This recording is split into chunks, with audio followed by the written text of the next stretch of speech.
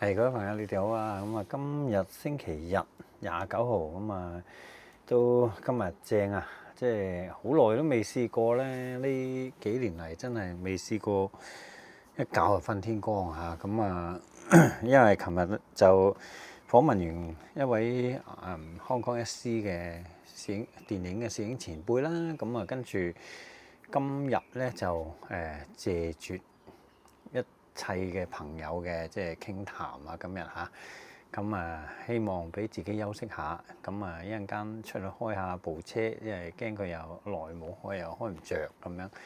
咁啊跟住咧就應該食個晚飯，咁就跟住聽歌仔，咁啊又可以即係希望又可以講下呢個中年好聲音啦。咁啊跟住聽日咧就到鄧麗君小姐嗰個歌迷會嘅50週年嗰個宴會啊，咁啊即係節目就多羅羅咁。呢啲咧就係開場白，咁其實係同今條片都有啲關係嘅。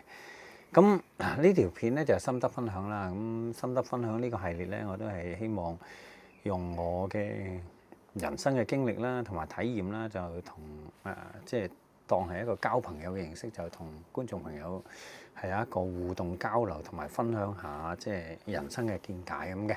嗱，咁啊，首先呢張相咧就係我喺大澳影嘅鹹魚嘅相啊，咁啊專登攞嚟做我嘅 background 嚇。咁啊點解會用鹹魚咧？咁大家咧都知道周星馳咧。佢即係喺《四人足球》裏面都有句好經典嘅對白。咁當然呢句經典對白咧，佢都係由佢嘅人生經歷啊，或者佢即係知道嘅嘢，咁就設計出嚟嘅。咁就話人生如果冇咗夢想，同條鹹魚有咩分別啊？咁其實呢句嘢好語重心長嘅。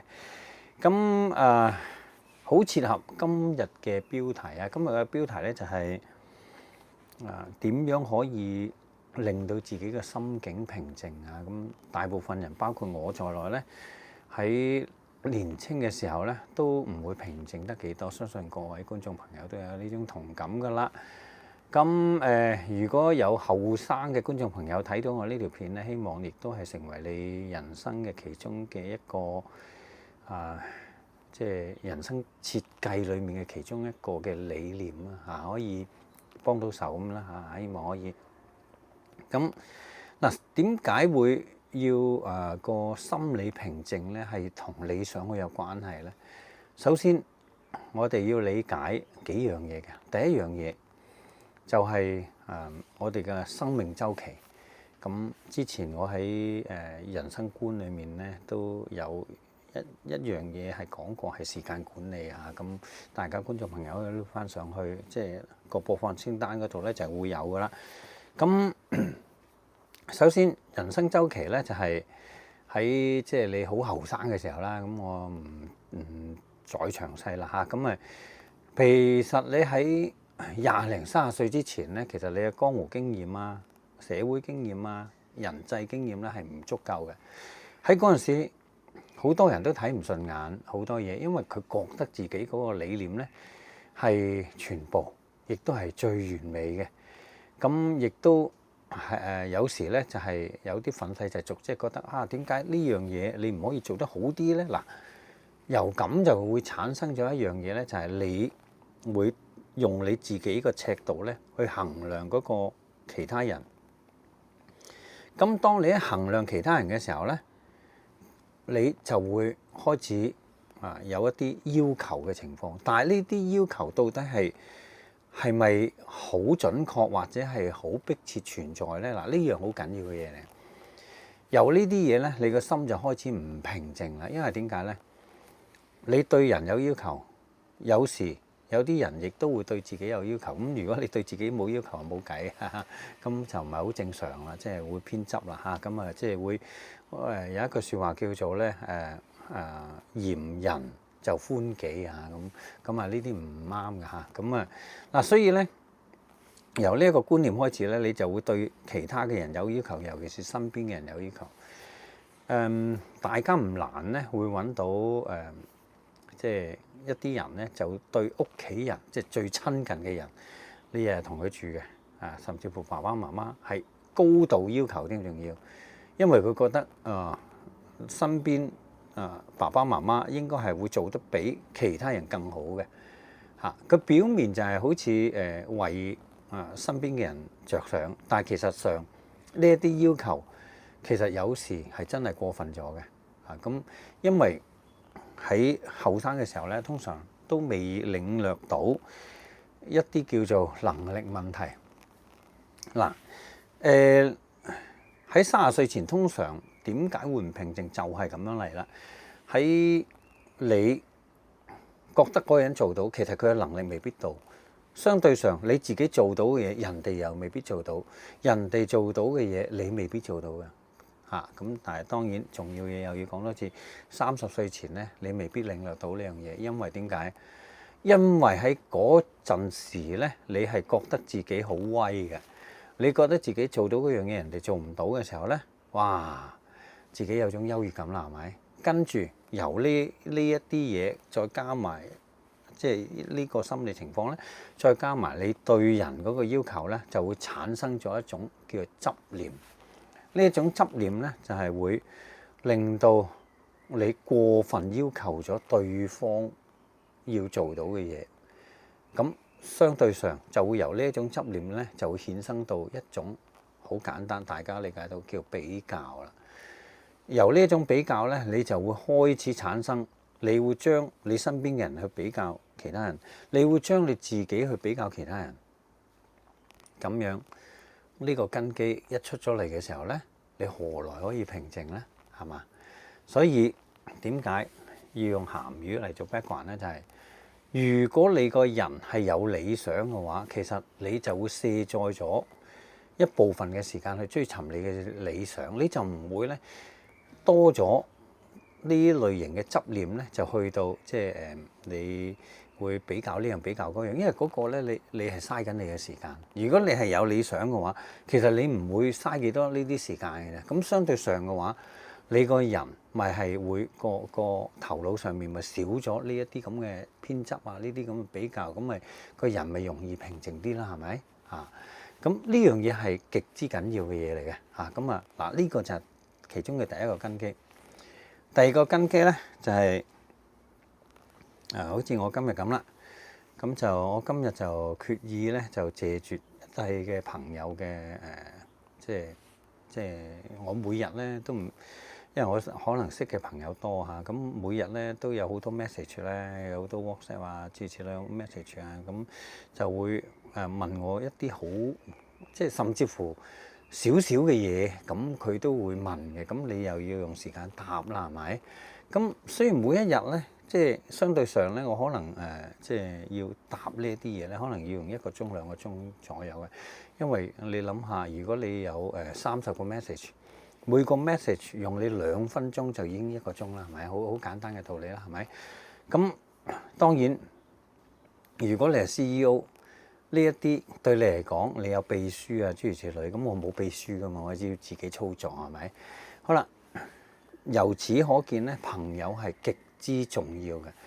如果你個心想平靜咧，選擇朋友係極之緊要。嗱，朋友有一啲係極之消耗你時間嘅。咩叫極之消耗你時間咧？好簡單一樣嘢，佢點解會同你做朋友咧？其實佢係消費緊你嘅時間，就算唔消費你嘅時間，佢都係想喺你身邊揾一啲慰藉嘅。如果佢唔係揾慰藉嘅話，佢喺你身邊都會揾一啲着數嘅。嗱，呢一類型嘅朋友咧，我哋叫負面朋友。我哋咧記得要理解呢個世界咧，其實心理學家、人類學家已經斷定咗，全世界裡面有72種嘅人喺度。咁即係譬如我係其中一種啦，咁觀眾朋友你係其中一種咧，可唔可以溝得埋？可唔可以做到朋友咧？呢個如果你係籠統啲，就要講緣分。第二樣嘢現實啲，就要講啱唔啱傾。所謂啱唔啱傾，即係話喺72種人裡面咧，你係咪處於喺即係譬如我哋大家喺第50種人，咁或者上下調動啦嚇，即係可能係第49種人或者第51種人都可以同第50種人嚟溝得埋㗎，係咪？咁呢啲叫啱唔啱傾嚇？咁你啱傾嘅，自自然然咧，好多嘢好愉快。但係當中，如果你係一個負面嘅人嘅話，即係我啱啱所講嘅，你自己都去消費緊人哋嘅話咧，嗱，一講到呢樣嘢咧，又要避一避住講多少少啦。其實每個人你都會成為消耗人嘅角色嘅，包括我在內，包括觀眾朋友在內。嗱，你自己諗下，你過往有冇消費到人哋嘅時間咧？有冇消費到人哋嘅利益咧？一定有嘅。如果冇嘅話，你就已經係神嚟啦，係咪？咁所以我哋點樣去洞悉自己係咪消費人嗰個人，而洞悉你嘅朋友係咪消費緊你嘅人咧？你嘅即係屬於消費緊你嘅朋友咧？咁呢樣嘢係極之緊要嘅，因為每一個消耗人嘅人，佢就係消耗緊對方嘅時間。相對上，我哋如果成為嗰個消耗人嘅人，你就消耗緊你嘅朋友嘅時間。所以一定要搞清楚兩樣嘢。如果我哋自己係身為消耗緊人哋嘅人咧，我哋一定要改進，成為消耗朋友嘅人嘅消耗少啲，咁一路越嚟越少落去咧，咁你就會變成咧，你係同嗰個朋友係平起平坐，即係大家互不消耗，咁就開始好啱傾啦。咁跟住咧，如果你繼續有第一個 point，你有你嘅理想，有你嘅共同嗜好咧，咁就會變成一個正能量嘅朋友，即係一個唔係負面嘅朋友，係正面嘅朋友啦。嗱，呢樣好緊要。咁如果對方係一個消耗你嘅人，係好簡單嘅啫。其實點樣去衡量呢類型嘅朋友咧？其實呢啲人咧埋到即係你身嘅時候咧，通常都係冇乜特別嘅意義嘅。嗱，呢樣就好勁嘅衡量嚟㗎，亦都好簡單，亦都好直接。通常咧，你聚會完之後咧，係毫無得着嘅，甚至乎咧喜悅都冇嘅。嗱，呢類型正正就係咁樣啦。同埋咧，嗰個人埋嚟你身邊嘅時候咧，你要忌諱佢嘅。咩叫忌諱佢咧？你明知呢個人咧會係喺你身上面會攞着數嘅。咁人咧有個防衛意識嘅。當你覺得呢個人有危險嘅時候咧，你自己會有一個防衛機制喺度嘅。嗱，呢樣嘢如果發生嘅時候咧，咁你就大多數都認定咗呢一個人係消費緊你嘅。咁就或者如果你想同佢繼續做朋友嘅話，咪敞開你嘅心扉同佢講，喂，我哋不如做翻啲有意義嘅嘢啦，就翻嚟好似第一點。嗱，我嘅理想係咁樣，你嘅理想係點啊？不如如果有共同理想，我哋一齊去向前啦。嗱，咁樣就可以改善到呢一類型消費嘅朋友，甚至乎如果我哋自己係消費人嘅角色嘅時候咧，我哋自己都有正面嘅提升嘅。嗱，咁呢個就係第二個 point，千祈唔好唔交損友。通常有啲人埋嚟你身咧，就令到你極之快樂。嗰種快樂係放縱嘅快樂，並唔係心靈上即係有得着嘅快樂。嗰種快樂係放縱嘅，即係例如咧約埋你去懟下草啊、吸下嘢啦，跟住即係打下機。嗱，呢啲全部都係放縱嘅嘢。你諗清楚啲，喺呢個過程裡面，你得到咗啲咩咧？當你放縱完之後，其實你個心靈極之空虛，所以你就會開始咧去尋求另一個嘅放縱，由此一路層層跌落去，好快10次8次，最耐嘅都係10次8次，快嘅1兩次，你已經翻唔到轉頭㗎啦。呢一種我哋要搞清楚你嘅朋友係乜嘢，所以你嘅人生到底過得好唔好咧？你嘅人可唔可以平靜咧？第二個點好緊要，就係選擇朋友同埋選擇做人嘅理念好緊要嚇。千祈唔好做一個消費人嘅人。如果你仲係好似消費人嘅人嘅話，當然每個人都做過啦，你就改善自己，咁你個人咧就越嚟越平靜。好啦，咁啊第三樣嘢咁啊，好多人都話啊，如果心理即係心靈咧要平靜嘅話咧，就應該個慾念啊嗰啲啦嚇，即係好似宗教形式所講啦，咁啊唔好貪咁多咪得咯。係噶，冇錯，呢樣嘢係千真萬確，因為呢樣嘢係最容易理解嘅嘢，個個都理解到。但係點解你仍然係唔平靜呢？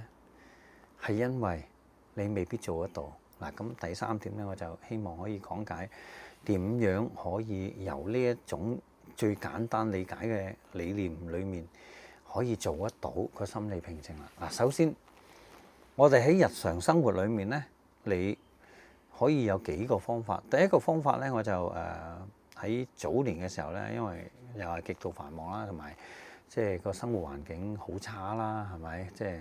即係識我嘅朋友都知啦，因為我經歷咗幾個好大嘅厄運，咁就我就會選擇努力去提升意志嘅。咁努力提升意志係其中一樣好重要嘅嘢嚇。意志咧，其實係由艱苦裡面出嚟嘅。咁當然，如果有啲意志薄弱嘅人咧，就會放棄咗。一放棄咗咧，咁就沉落去，就會俾呢一啲咁嘅即係壓抑啊、諸如此類啊、一啲負面嘅情緒控制住嗰啲負面情緒控制咗嘅時候咧，咁佢好難自拔嘅。咁有機會咧就誘發一啲即係我哋現今社會所講嘅心理病咧，譬如抑鬱啦、妄想諸如此類嘅嘢產生，甚至乎咧而家嘅即係反應力障礙嘅心理病咧，咁好多人都唔認啊嗰啲嚇。咁其實佢係病緊嘅嚇。咁呢樣嘢亦都係即係會出現嘅情況。好啦，sorry 啊。咁點樣去鍛鍊個意志咧？一定要係由你舒適嘅生活嘅反方向開始嘅。通常都係你自己可以製造出嚟嘅。首先嗱，好簡單啦，好似行山咁樣，好簡單。你行山咧，只要你個人有比平時嘅運動量多少少嘅啫，其實咁你咪開始扯蝦啊、喘氣啊，開始啲肌肉咧，好似開始疲勞嗱。你唔需要整傷佢嘅，開始去到呢一點嘅時候咧，其實你嘅意志開始提升。因為點解咧？你一去到呢一點嘅時候咧，其實就會個身體會產生咗一樣嘅變化。嗰個變化係咩咧？當你比平時辛苦啲嘅時候咧，個身體咧就會開始咧燃燒你身體裡面嘅垃圾，即係我哋簡稱嘅肝糖。咁燃燒垃圾嘅時候咧，你個人你諗下，即係你燃燒咗垃圾啊嘛，你個人咪會清新啲咯。咁你會突然間咧會即係過咗呢啲咁嘅辛苦少少嘅關口之後，你突然間成個人精神晒嘅。即係如果科學上嚟講，即係話有各方面嘅安多酚會提升咗啦，諸如此類啦，腎上腺素會提升咗少少啦。咁你咧就會成個人個心理咧會爽朗好多。咁即係話你嘅意志係提升咗嘅。咁第二樣嘢，你點解會即係要提升個意志咧？你提升個意志其實就係即係你心理嘅能力，亦即係你現實裡面應對一啲事物嘅能力，相對係會提升嘅。點解會係咁咧？通常負面嘅人咧，佢會好 dark 嘅，有好多嘢諗法會好差，遇到少少唔係好順嘅時候，佢就選擇放棄啦，唔做啦，我揾第二樣嘢嚟。咁佢唔去面對嘅嚇。咁但係呢一樣嘢大家知啦，好似座山咁樣，你今日唔面對呢樣嘢，聽日咪積多樣嘢咯。每個人每日都有啲嘢面對唔到啦，但係你一路積落去嘅時候，咁咪成座山咁樣，跟住就崩塌，砸死自己，就係咁簡單嘅道理咯。咁你如果咁樣一路積落去嘅時候咧，你冇一個好嘅意志去解決呢一啲即係由佢一發生嘅問題就解決佢嘅時候咧，咁你一路積上去，咁你何來你個心會平靜到咧？係嘛？嗱，呢一個係好緊要嘅方法，係現實嘅方法。所以有啲人係選擇去即係跑下步啦、出一身汗啦，嗰啲可以嘅嚇，可以咁。總之你個範圍咧就係話比平時辛苦少少就得啦嚇。呢個就係一個提升意志嘅其中一樣好重要嘅嘢。另外一樣嘢，一定要提升意志咧，一定要係你個眼光好闊嘅。所謂嘅眼光好闊咧，並唔係你即係喺個電腦嗰度，好似我而家個 mon 好闊，唔係呢啲嘢嚇，而係真係行出去好多你未接觸個環境。嗱，好多城市人咧，佢係好驚去曬下啦，係咪？好簡單。其實曬呢樣嘢咁好多女士啦，咁話曬一曬咧，真係唔知幾多護膚品。咁呢樣嘢係嘅，咁但係其實都有好多方法去防曬噶嘛，係咪？咁而家有好多啦，即係有好多 mask 啊，諸如此類都得㗎。咁你如果話喂，我戴個即係嗰啲好似即係中東嗰啲面罩咁，我都見到有啲而家嘅潮流嘅女性咧，都係做呢啲嘢嘅。咁佢驚曬到塊面起嗰啲雀斑咁樣，一樣好靚㗎嚇，一樣好靚。只要你肯去一啲你平時少去嘅地方，增加自己一個新鮮感，咁你自然你個人嗰個視野就會擴闊。尤其是咧，你去到一啲可以望到無限遠嘅地方係最好，即係譬如啲山景啦、海邊咧。如果你話我離唔開到個城市嘅，好簡單，你去維多利亞港咪望過對面咯。你喺香港嗰邊咪望過九龍啦，係咪？喺九龍嗰邊望過香港，咁都得㗎。只要你係遠啲，跟住個頭可以擰下擰下，總之係望遠啲嘅嘢，而多啲可以活動嘅嘢。物件咧可以俾你望到啦，甚至乎一啲無限遠嘅，即係譬如我哋嘅太平，即係如果你喺九龍嗰邊望過維港嗰邊啦，咁當然望到我哋太平山啦、渣甸山諸如此類啦。咁你可以望過去右手邊多少少，咁咪望到大嶼山啦，係咪？係嘛？咁呢一啲就係一個擴闊視野嘅方法，一樣可以令到你平靜落嚟，亦令到你個即係嗰個。正向嘅思維一樣可以強大嘅嚇，咁呢啲方法聽落去好似個個識，但係未必個個做到。通常咧一去到呢啲位咧，好多人都總係有藉口嘅，就係話：我今日咧就去飲杯嘢，我約咗朋友係嘛？我今日去要買件衫啊，係嘛？即係我哋香港係一個物質型嘅社會，咁呢啲係無可避免啊，但係其實有冇得選擇一樣嘢咧？你今日約個朋友飲杯嘢，咁我可唔可以海邊飲杯嘢咧？貴少少啫，呢個唔係成日去係嘛？咁即係你一個禮拜去一次或者2個禮拜去一次，冇所謂啦，係咪？爭少少啫，係嘛？買件衫啊，咁我不如咧今日買前我集中一點嚇，我後日先買，連埋對鞋一齊買，得唔得啊？嗱，其實呢樣嘢係關乎即係我之前所講嘅。管理時間嗰樣嘢啦。當你做到呢啲嘢嘅時候，轉一轉個方位去諗嘅時候，將你日常生活嘅嘢改一改嘅時候，你個人就會即係嗰個面對嘅新鮮感咧，會多咗好多好多。咁嘅時候咧，你就開始個人擴闊啦，即係我哋嘅心胸會擴闊啦。咁你心胸擴闊咗，視野擴闊咗嘅時候咧，你又何來去咁多同人計較啊，諸如此類嘅嘢咧，冇必要，因為你知道呢啲係好嘢啊嘛。而嗰啲計較嗰啲係負面嘢，咁人亦都有個機制㗎。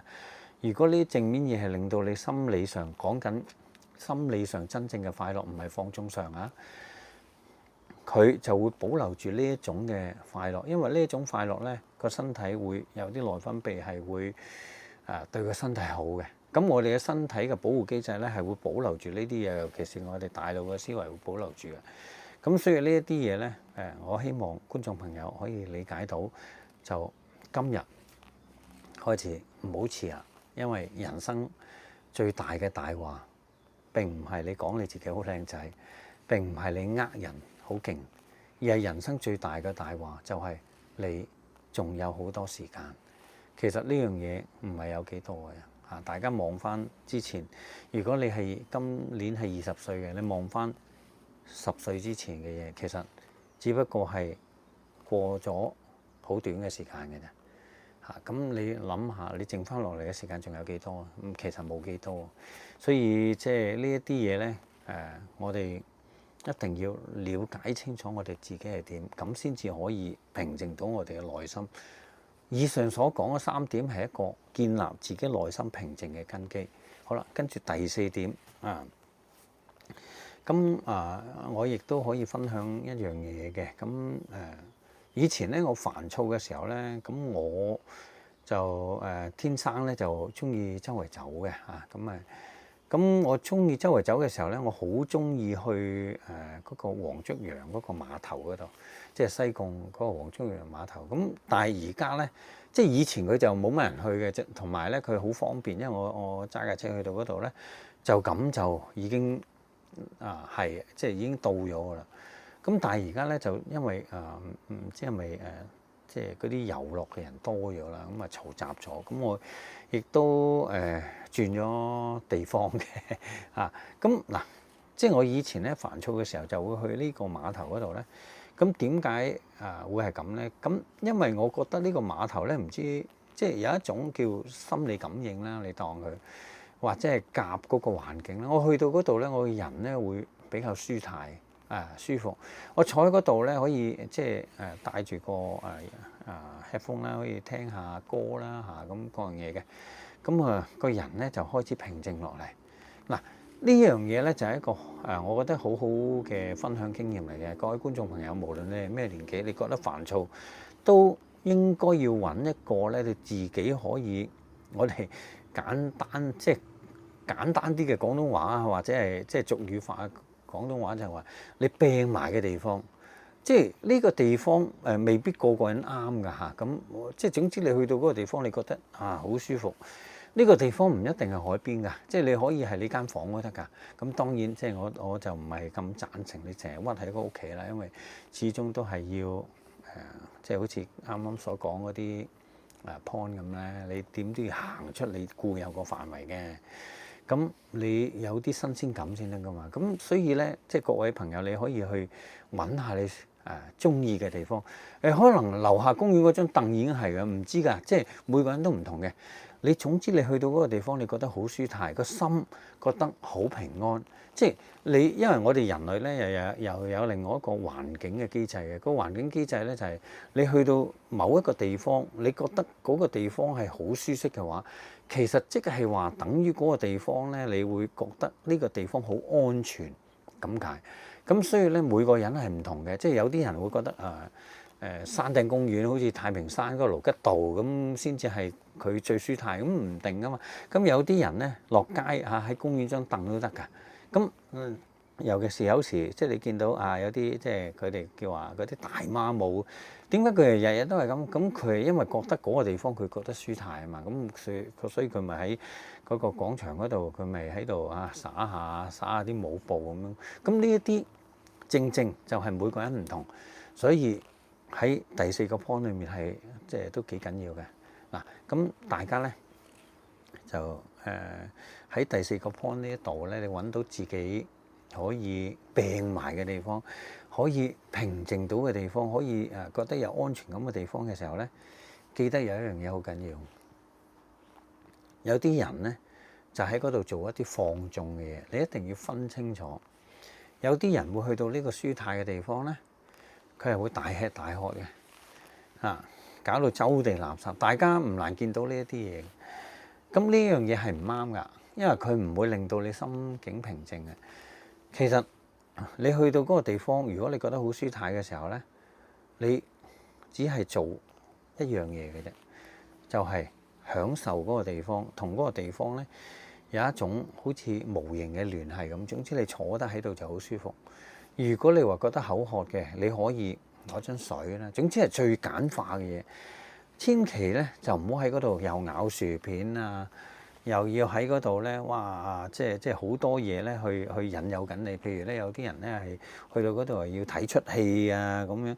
嗱，呢一啲就唔係最好嘅方法。但係你如果未做得到，即係戒咗呢啲嘢咧，咁啊逐漸戒。但係佢唔係最好嘅，因為呢一啲嘢係會令到你同個環境會有一個隔膜喺度嘅。嗱，咁希望即係觀眾朋友，如果你覺得有用嘅話，你就理解我呢一番説話嚇。咁因為每個人都唔同，每個人嘅感覺唔同，所以有少少抽象，所以不可以一概而論。但係以我經驗咧，我就可以話俾即係各位聽，你去到嗰度係要最簡單嘅。你可以即係你如果係中意飲汽水嘅，你淨係攞罐汽水就得啦。咁你可以喺嗰度咧望下四周圍，跟住體驗到自己嘅內心，感覺下自己喺度諗緊乜嘢，感覺下自己點解會煩躁，呢一個先至係呢一個地方點解你會覺得好安全、好舒泰嘅原因嘅重點啦。嗱，咁以上咧就係希望分享到一啲經驗咧，就俾一啲觀眾朋友咧，就希望你喺煩躁嘅時候，我呢一番説話，我呢條片幫到大家手嚇。咁希望大家當你可以靜落嚟嘅時候，自然就會學到好多嘅嘢，就唔使俾一啲繁瑣啦、煩躁啦、負面嘢咧控制咗你自己。而當俾呢啲嘢控制咗嘅時候咧，通常你學嘢嘅進度吸收新知識嘅進度就會極度慢，比其他人慢。自然你就會同其他人會有一段嘅距離，而呢段距離肯定係唔好嘅嚇。咁好啦，咁希望呢條片對大家有一啲得着嚇。咁我心得分享加呢個增廣見聞咧，其實正就係等於即係增廣見聞就係我嘅知識領域啦。心得分享咧就係我嘅內心或者我人生裏面嘅經歷嚟嘅。咁兩個合二為一咧，就等於即係我面對過嘅嘢啦。咁希望可以同大家有一個好好嘅交流，同埋希望可以同大家有一個正面嘅人生觀咁樣啦嚇。咁呢條片到呢度先，多謝大家嘅支持。咁我今日有少少時間呢度咧，咁我繼續錄片嚇，希望可以出多啲。今晚如果《中年好聲音》嗰度出咗咧，咁我又繼續講埋佢咁希望我哋嘅人生係真係豐富好多。好，咁下條片見嚇，thank you大家，拜拜。